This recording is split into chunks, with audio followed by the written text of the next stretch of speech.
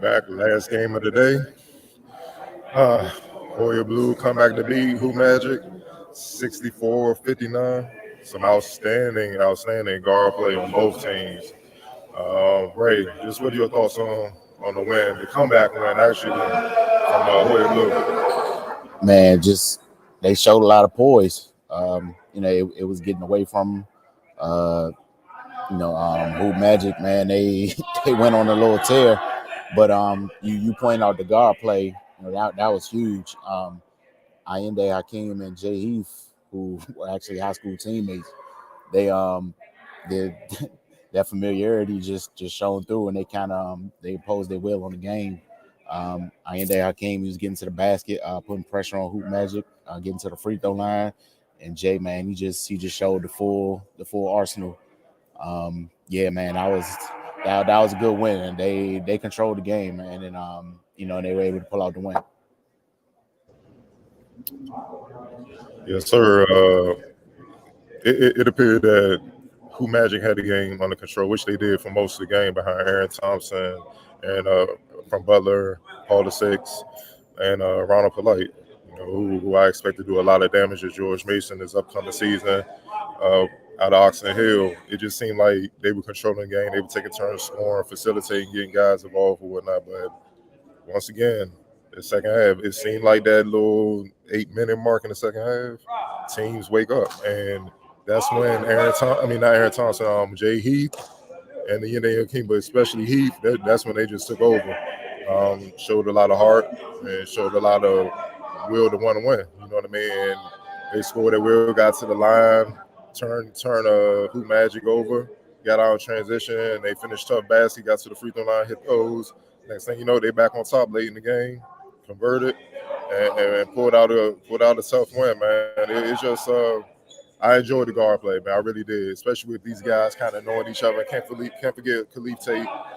Put up a lot of numbers as well in DC high school and all that, in college and whatnot. But look, man, I, it was just a joy to watch these guards kind of play it. It was a chess game because it wasn't high scoring, 64-59, typical college score.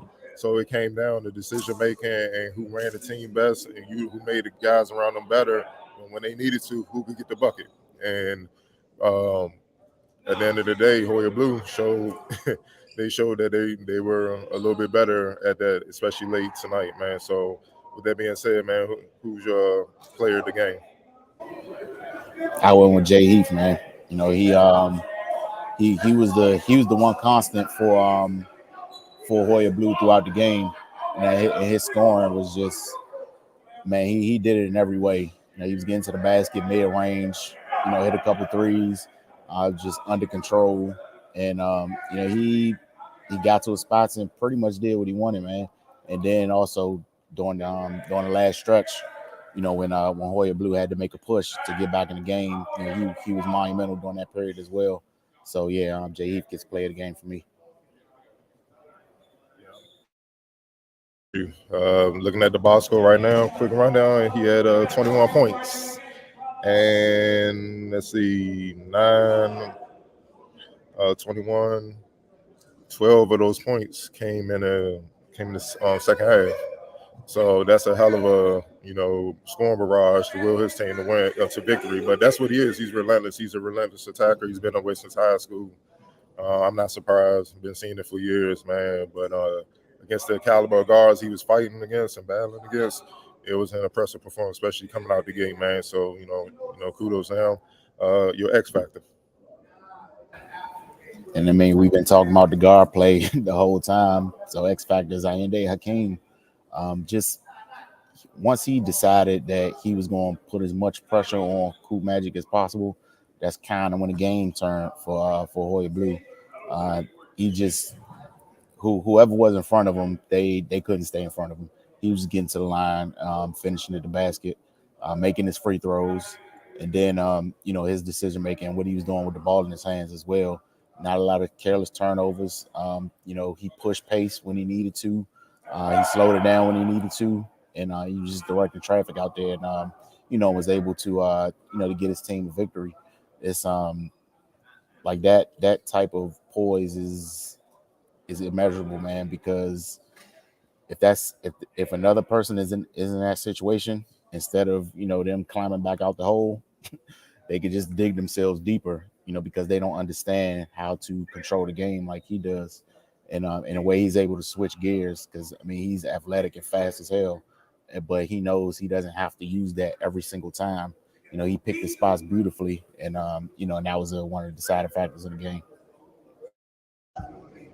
Yeah, for me, I'm gonna go with it. I'm gonna actually go with the inside player, Abdullah. Bondu.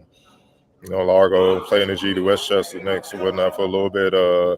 I think his catch play down the stretch, his rebound, and his defense.